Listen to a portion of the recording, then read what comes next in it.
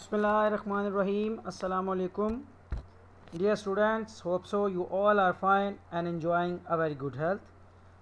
Class 7th Social Studies, dear students, and the topic which we are going to do is from the lecture number 13, chapter number 12, Industries in Pakistan. Pakistan की संतें. हम पाकिस्तान की संतों को discuss कर रहे थे. Today we are going to do the factors affecting industries. कौन से ऐसे अवामिल हैं जो किसी भी इलाके की, जो किसी भी मुल्क की जो इंडस्ट्री है, सनत है, उसको इफ़ेक्ट करते हैं, और अगर उनके होने या न होने से क्या फ़र्क पड़ता है. First of all students, if someone setting up industry, he wants to setting up an industry, he must have proper planning and organisation.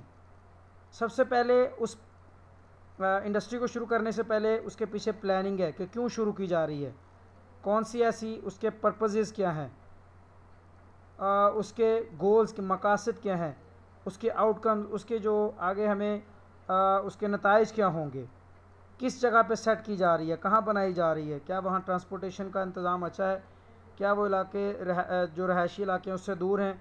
तो सबसे पहले आपने प्लानिंग करनी है. क्योंकि कोई भी चीज़ आपने करनी है उसके लिए पहले आपको अच्छी, अगर प्रॉपर प्लानिंग होगी तो वो चीज़ सक्सेसफुली जो है वो उसको हम कर सकते हैं. अदरवाइज़ उसमें पता चलेगा कि लैक ऑफ प्लानिंग जो है वो चीज़ों को जगह जगह पे जो है वो प्रॉब्लम्स क्रिएट होंगे. And the second one is capital और फंड्स. ये सबसे इम्पॉर्टेंट है. जब आपने कोई फैक्ट्री, कोई इंडस्ट्री लगानी है, first of all you should have capital, यानी आपके पास पैसा, सरमाया होना चाहिए. कहता है no industry can be set up without capital और फंड्स. अगर आपके पास पैसे नहीं हैं तो इंडस्ट्री सेट नहीं हो सकती. Why the funds are needed? Funds are required to pay salaries.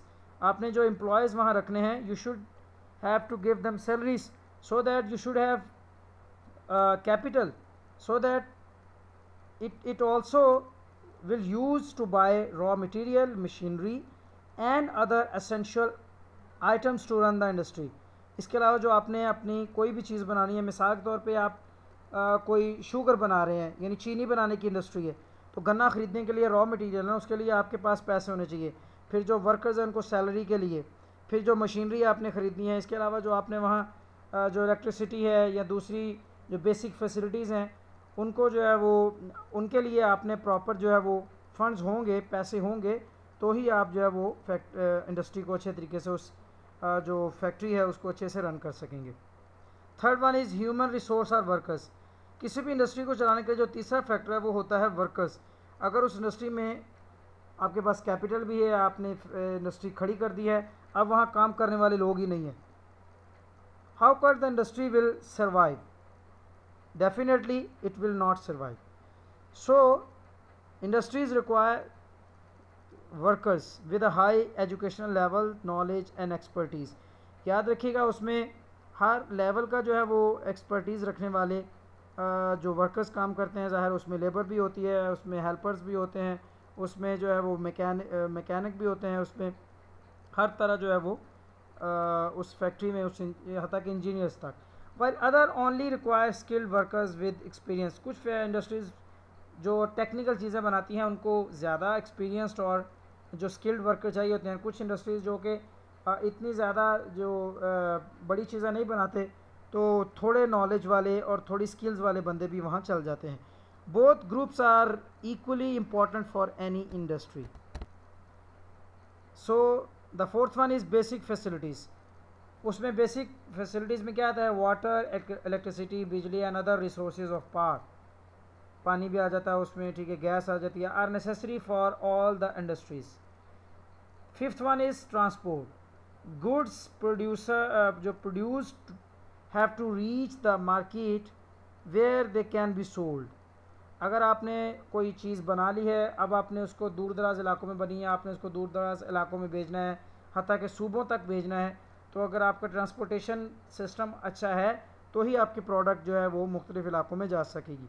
A well developed transport system is essential.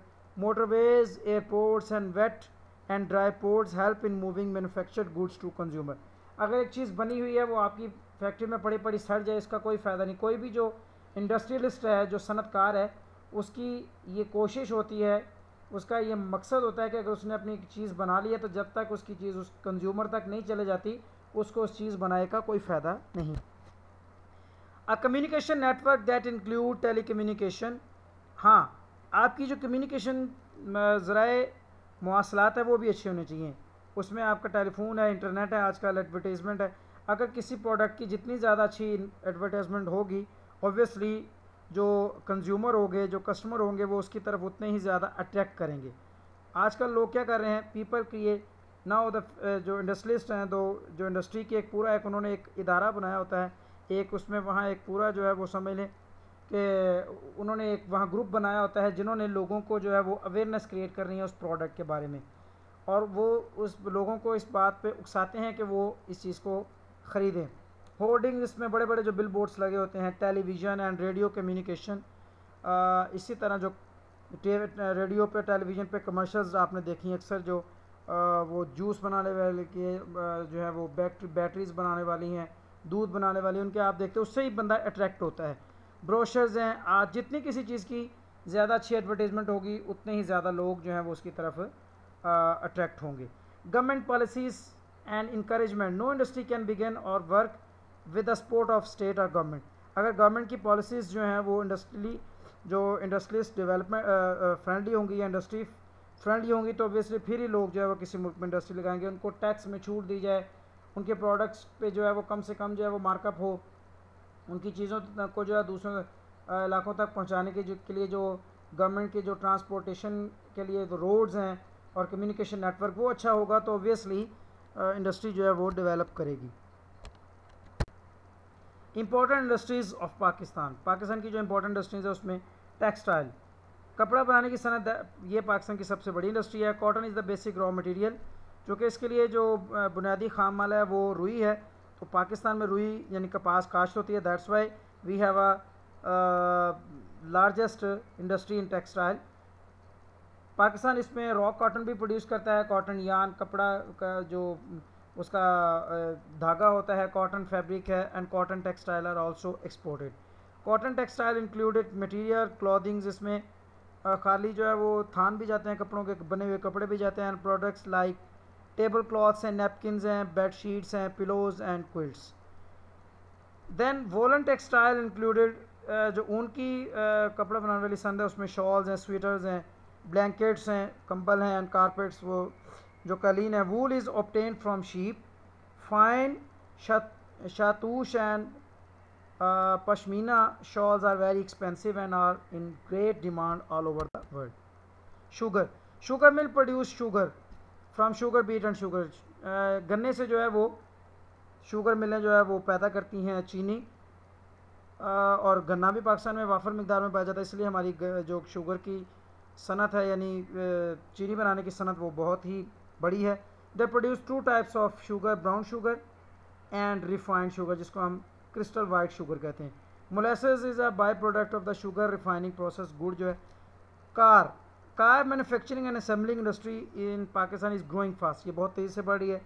Some vehicles are produce totally in Pakistan में, कुछ गाड़ियाँ से जो मुकम्मल तौर पे पाकिस्तान में ही तैयार होती हैं, कुछ गाड़ियाँ जो हैं, ज़्यादातर गाड़ियाँ जो हैं वो हम सड़कों पर देखते हैं, वो पाकिस्तान में उनके पार्ट्स आते हैं और यहाँ असेंबल होते हैं, जोड़ा जाता है। This mean that they parts are imported, ये बाहर से मंगवाए जाते हैं और पाकिस्तान में इनको लाकर जोड़ा जाता है। Types of vehicle producers in Pakistan में जो बन रही हैं मुख्तलिफ़ किस्म के व्हीकल्स, गाड़ियाँ, कार्स हैं, जीप्स हैं, वैन, बसें, ट्रक, ट्रैक्टर्स और मोटरसाइकिल्स पाकिस्तान में बन रही हैं। Cement, the basic raw material for cement are limestone, चूने का पत्थर, एंड जिप्सम, ठीक है। Unfortunately fortunately both these minerals are abundant, Pakistan में ये दोनों ही बहुत ज़्यादा पाए जाते हैं, इसलिए हमारी सीमेंट की इंडस्ट्री एक बहुत बड़ी इंडस्ट्री है। The need for new residential, जो आपको पता सीमेंट घरेलू घरों के लिए भी चाहिए होता है, जो इंडस्ट्री बनाने के लिए भी, कमर्शियल जो तजारती बिल्डिंग है उनके लिए भी, इसलिए हमारी जो ये सनत है वो बहुत तेज़ी से तरक्की कर रही है। Pakistani cement factory produce tons of cement each year to meet this demand, तकरीबन लाखों टन जो है वो सीमेंट हर साल पैदा किया जाता है। पाकिस्तान जो है सीमेंट दूसरे मुल्कों जैसे इंडिया, ईरान, अफ़गानिस्तान और दूसरे जो मशरक़ वस्ता के मालिक उनको भी बेचता है। कॉटेज इंडस्ट्रीज़, जी cottage industries are small industries, यानी घरेलू सनतें, ये घर में जो है वो इनको लगाया जाता है। दे रिक्वायर्ड लिटिल, इनके लिए थोड़ा बहुत आपको हुनर या फ़न चाहिए, ठीक है, और थोड़े ही काम करने वाले चाहिए। हैंडीक्राफ्ट लाइक पोट्री, ये जो मिट्टी के बर्तन हैं, बैंगल्स, चूड़ियाँ और एम्ब्रॉयडर्ड प्रोडक्ट्स जो हैं वो ये पाकिस्तान में बनाई जाती हैं। That's it from today's topic. The home assignment that you will do from your home is in front of your screen. Fill in the blanks. Agriculture industry is extractive industry. ये आप देख सकते हैं, आपके fill in the blanks है ये हुई हैं। ट्रू फॉल्स भी आपके सॉल्व हैं, ये अपनी कॉपी पे आपने इनको लिखना भी है और उसको रिवाइज भी करना है। सो अगर आपका कोई सवाल है तो आपने, ये आपके शॉर्ट क्वेश्चन भी हैं, इनको भी आपने घर से याद करना है। तो आपका कोई सवाल है तो आपने कमेंट बॉक्स में इसको वीडियो देखने के बाद ज़रूर शेयर करना है ताकि मज़ीद हम इसको बेहतर कर सकें। अगले लेक्चर के लिए मुझे इजाज़त दीजिए स्टूडेंट्स। अल्लाह हाफिज़ व नासिर हो।